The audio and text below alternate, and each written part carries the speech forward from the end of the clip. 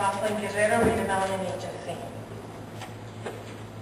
The redevelopment agency owns property at 101 and 103 Blair Avenue, which currently has a lease with Dr. Calada.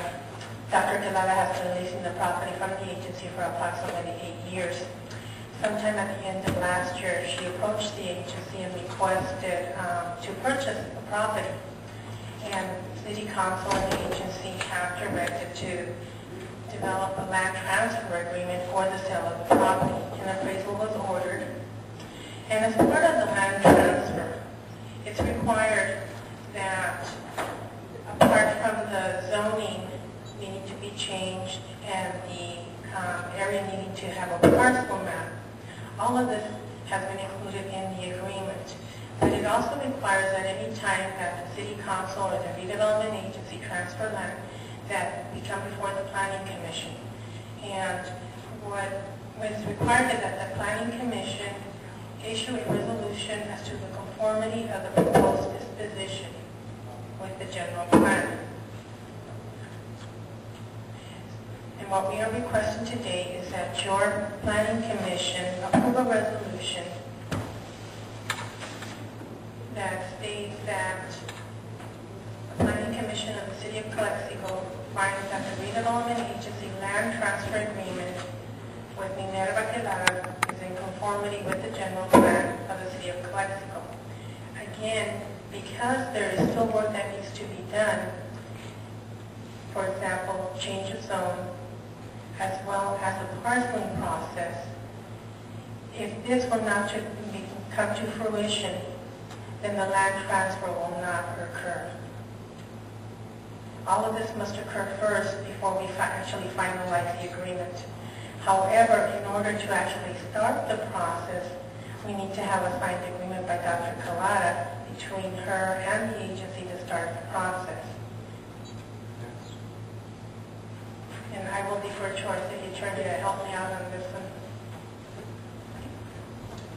That's correct. What is essentially before you is a first step in order to be able to move forward with the actual well, there has been, it appears that there has been some negotiation already, but in order to actually transfer the property for the purpose for which it will be used, there will need to be other steps that will need to be done, for example, the change in zone. And so that is contemplated in the agreement, that in order for this land transfer to actually occur, there will need to be several steps that will actually need to be done first, and then the land will actually transfer over and will be essentially sold to Ms. Calada or Dr. Calada. And unless those steps happen, the land transfer will not occur. And because it is contemplated that there will be that zone change, and that will then actually be in compliance with the general plan at that point, is why the request is being made in order to make the finding that the agreement itself and the provisions and all the steps that are required in the agreement are in conformance with the general plan. Okay, discussion? I have a question. Why do you want to sell it to her? City Council and Redevelopment Agency has actually directed staff to put city and agency parcels for sale. To put, you mean as a policy, all the redevelopment land is supposed to sale? At this point in time, yes. That was news to me. Because my first question is why are we getting rid of city land when you, especially something where you're getting rent? I mean, that's a future income flow that you're getting. And to give it a, to sell it means you're cutting off that revenue flow. And the other thing is that what you're getting is only 10 years of rent space, but the owner is getting a deal because then you're converting that to a commercial office space. So you're giving a citizen a special advantage from my point of view. And I don't think that's right. But I remember when Dr. Sega came on board, they had tentatively approved a loan for him to build a building. And when I came to that meeting, everybody raised this thing. They said, well, why should the city pay for an individual business to profit. And it was, the city's giving his doctors money so he can carry on his medical practice. And there was a big stake about it.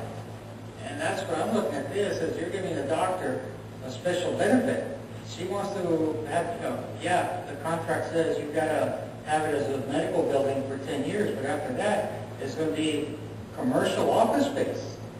So she's getting a break.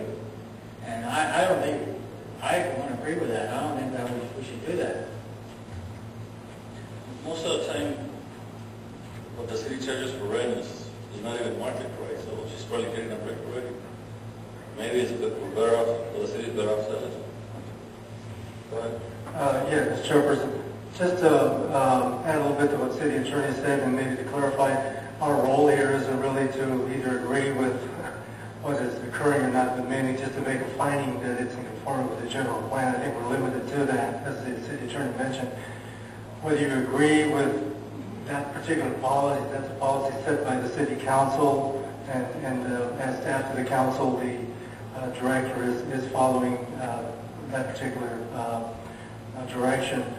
And again, going back to the property itself, as mentioned by the City Attorney, it's currently not zoned correctly. So what we're in essence saying that we can make a finding of conformity subject to certain things occurring. One, a change of zone in the parcel map. And I also wanted to clarify that you have the agreement, a draft agreement. So we're not going to be voting on the agreement.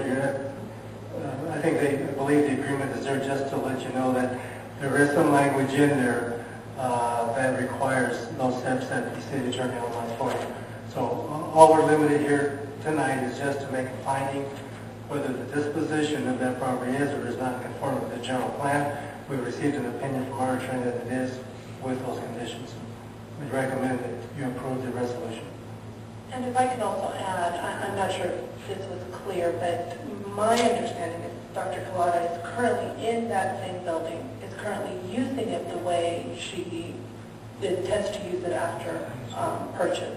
So it's not that she's coming in and then we'll be making an medical I understand she's running it to Dr. D. I don't understand D left, but she was running it to Dr. D.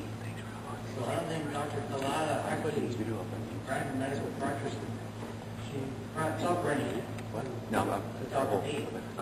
Dr. D's lease was directly with the redevelopment agency, but due to the decrease in his business, he did terminate the lease with the redevelopment agency. So who did that? Dr. D? Dr. B, yes, he was leasing directly with the redevelopment agency. Oh, and Dr. Collada then is running another? There's 2 offices in that area Okay. and 2 separate leases. Oh, okay. So we're just going to sell it to Dr. Collada. We're not selling the other half. We're selling both units. Both units, that's what I thought. The other question I had is, I guess the redevelopment agency owns the whole thing, the hospital and the medical office site. Yes. There's something like that. The other question is, I was surprised that, look, I understand you're correct, but the city council said that we're going to get rid of all the redevelopment land. What the direction to staff was is that there were certain properties that they wished to place on the market.